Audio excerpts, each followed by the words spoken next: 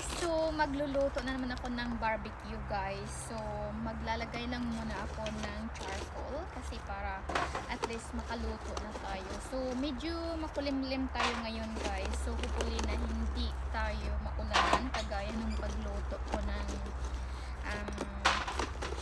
prito ng isda noon. So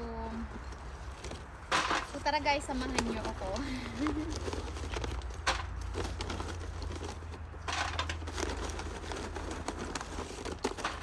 So, meron pala akong, yung saan ba yun?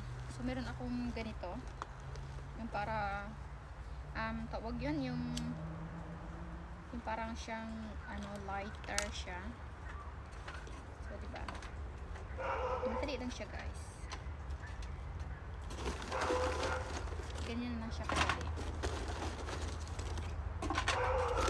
So, sana, hindi tayo maulanan ngayon. Kasi medyo marami-rami yung barbecue natin.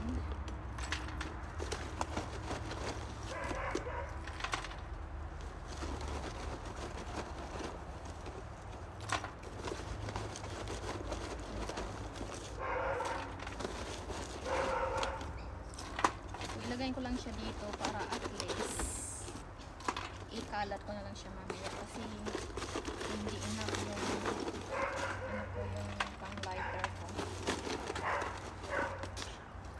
So uling talaga to siya guys, yung charcoal, pure talaga siya na charcoal.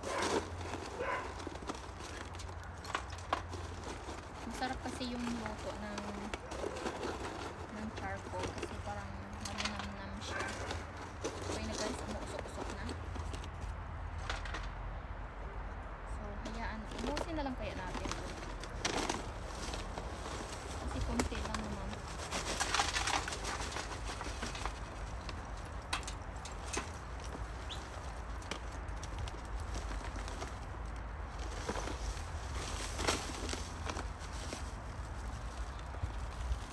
Konti lang naman yung lulutuin natin guys. So umuusok-usok na siya guys.